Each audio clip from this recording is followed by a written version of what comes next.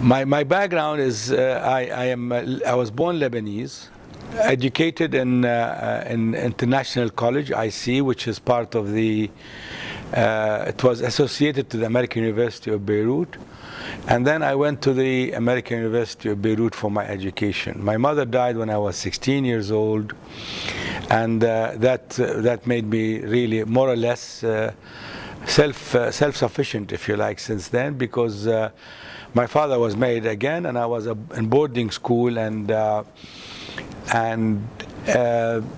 you know, from there on, I just went on to work to help myself get finish my education. I helped myself. I worked in various fields, even as a child, and you will read more about this in my upcoming book, which should be published anytime within early 2017.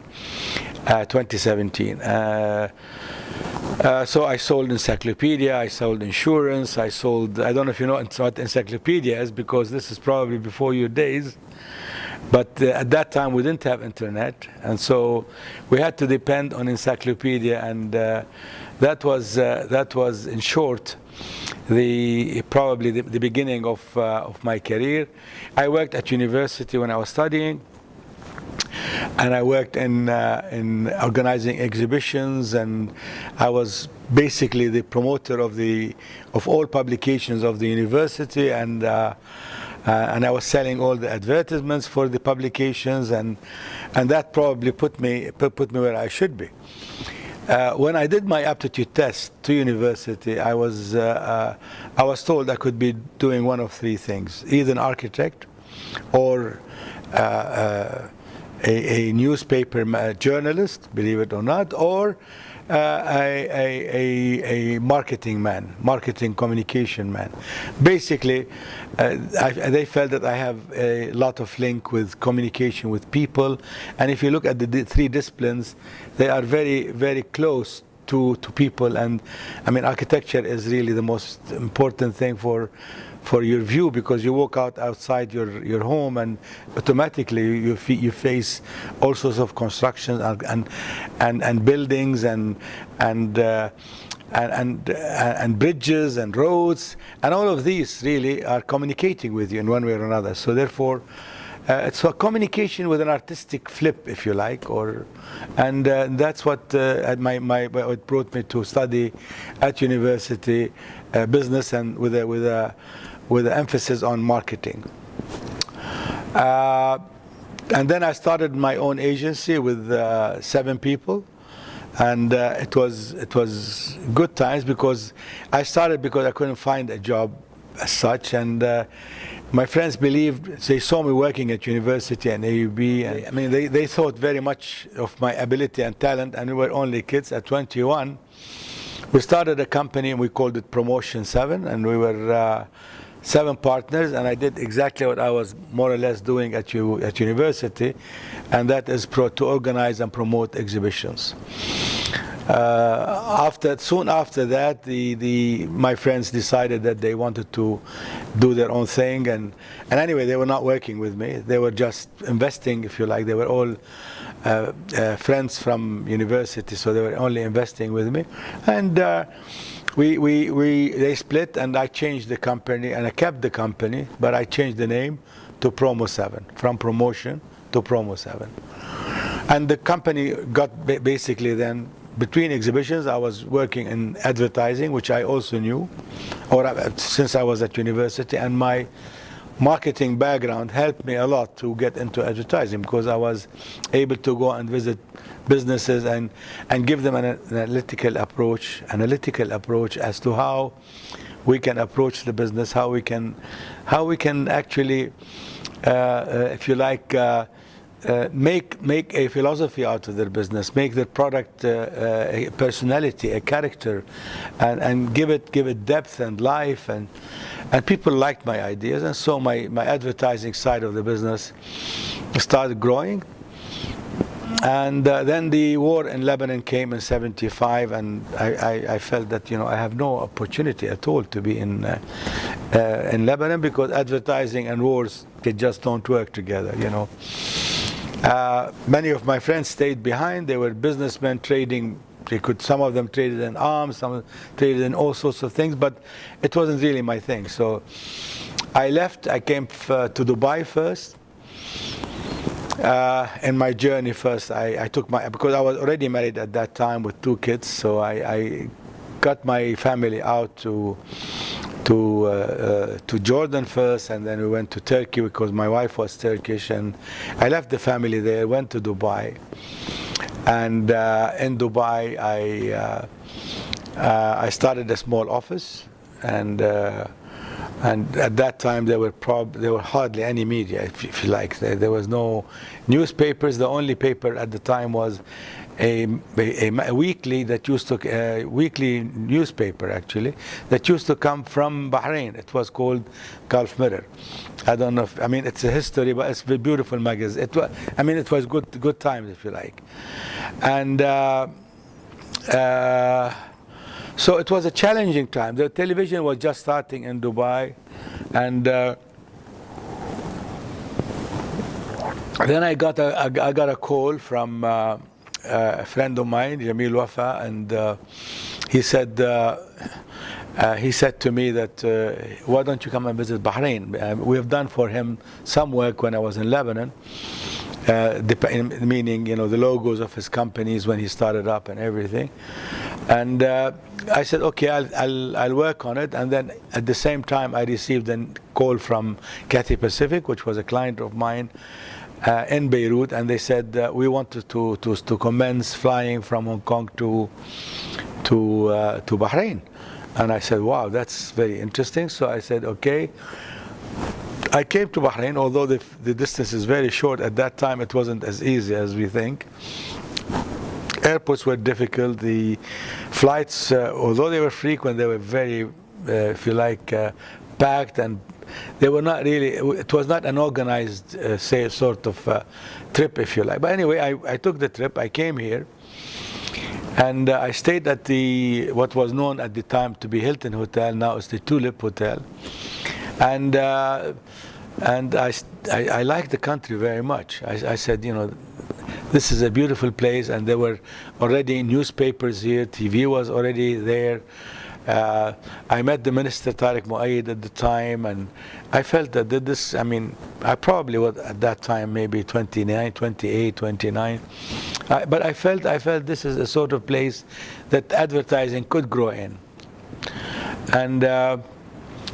And sooner than later, I found out that with Cathay Pacific, and I started getting many clients. Within a year, I had probably a portfolio of about 10, 15 clients. And I found out that basically the market, the Bahrain is so well suited for Saudi Arabia, and that the market was really in Saudi Arabia. So I put my concentration on that, and I started doing the work from there on. And Saudi was a great experience as well. Major challenges, of course, first of all, the people were very nice. I mean, I honestly mean it. I think no matter what you tell me about the people in Bahrain, they're genuinely good people. And you know, I mean, I don't understand this conflict that we see today, because I don't really see the roots of it. I mean, the people are not made that way, you know. They are productive. They love living, and they love humanity, and so I felt they were very supportive, and they were good to me. And but of course, a new country, new place, you have to learn the market, you have to learn everything, and of course, the lack of money. These were the challenges. And of course, at that time, I was not yet Bahraini, so my passport was a bit of a problem, being Lebanese, and you never know when you can get a Lebanese passport, if you like, renewed or not, and stuff. But in general, everybody helped me to survive all the challenges. And but really, my biggest reward and challenge was Saudi market, and that's where I felt I did very well there, and I'm still doing very well there. I think I would say today for our communication group, probably I would say 70% of our business is Saudi business, or depends on Saudi, and comes second is Egypt, and then probably the Morocco and Algeria and Tunis put together as the North Africa. Plus, of course, now the UAE is getting a big market. But I felt that Bahrain, whatever you tell me, I mean, it's a small market and all of that, but I still feel, and it is my home, it's my country now, and by choice. I mean, I chose to be a Bahraini, and thank God they offered me the honor of being a Bahraini. Sheikh Isa, God bless his soul, with the support of the King Hamad. And I don't regret a minute. I think I feel I belong here. I feel I want to do things here. I want to take and give as much as I can here. You know, I think first of all you have to be doing what you love to do. That's very important. And then, but if you're in love with what you do, I mean, just like in everything else, if you're in love, then you do everything to be with your love, and to make your story of love succeed.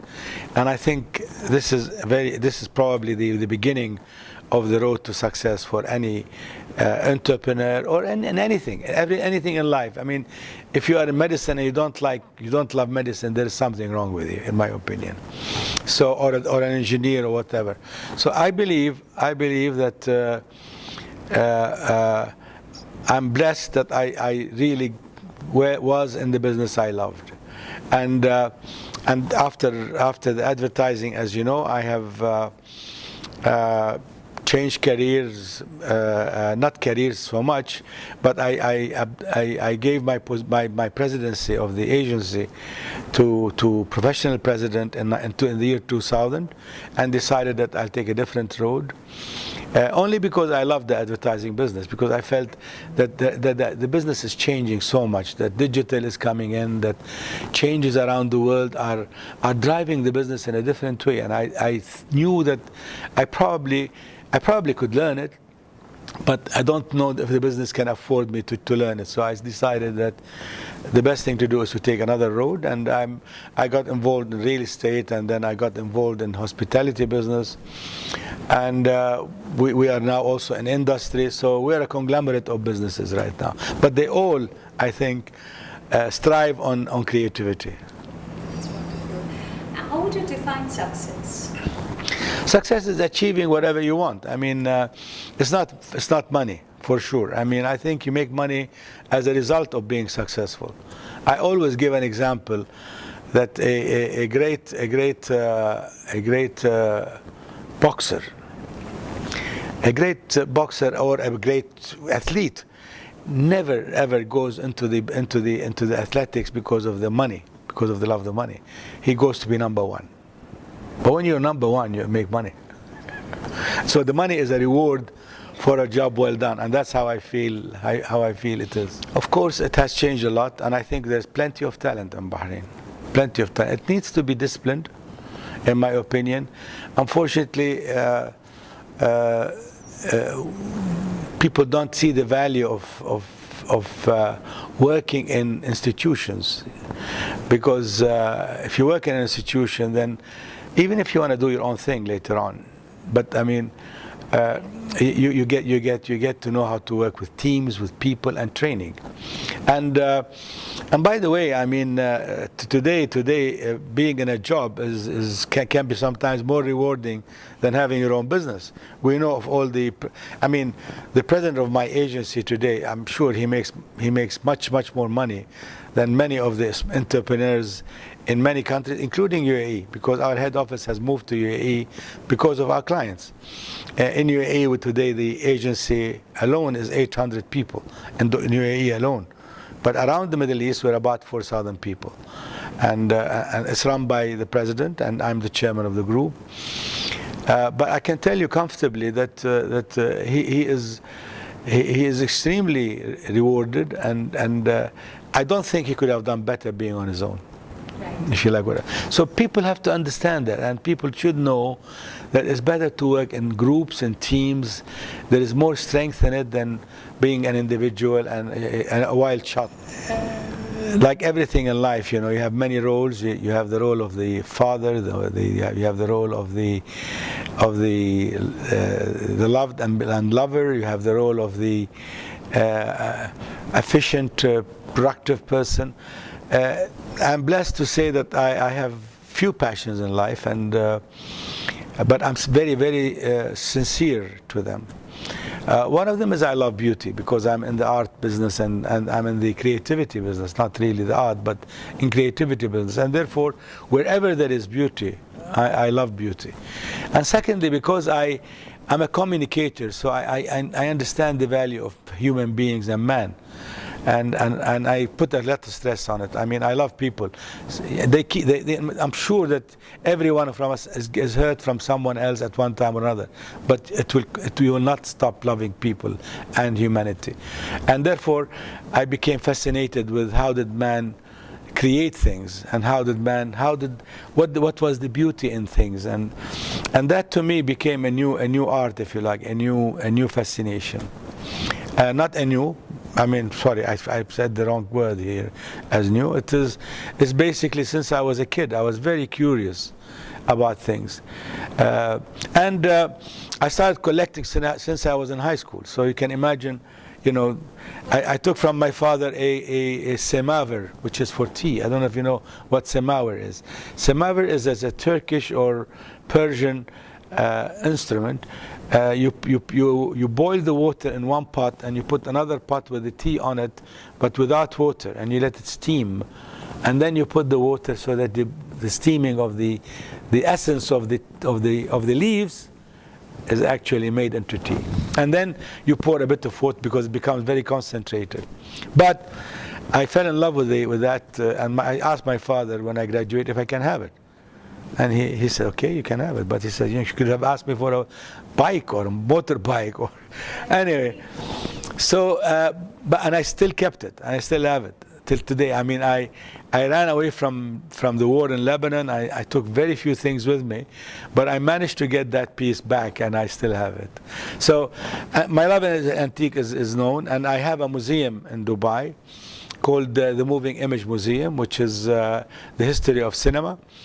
It is probably the largest museum of its kind in the world, and it speaks basically about how did man move the image since from the cave.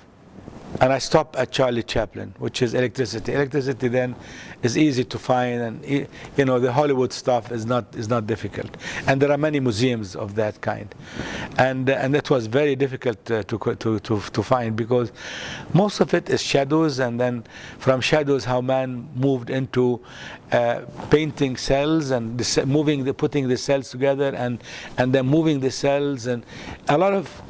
I mean, if you go to Dubai, you must go and see it, since you're in the media, and it is an incredibly rewarding experience. So it was one of those things.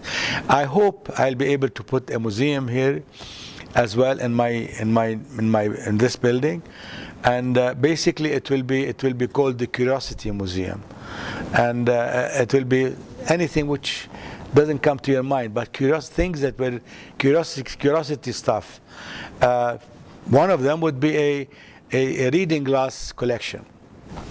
I mean, why would I do that? I don't know. But every time I go to a antique market, I find people selling reading glasses. So I started getting into it, and anyway, I made a good collection of it. So, and of course, I would hope that I'll be able to put all my cars, and you know, I have a collection of about 25 cars that are working, about 30 altogether, but 25 working cars.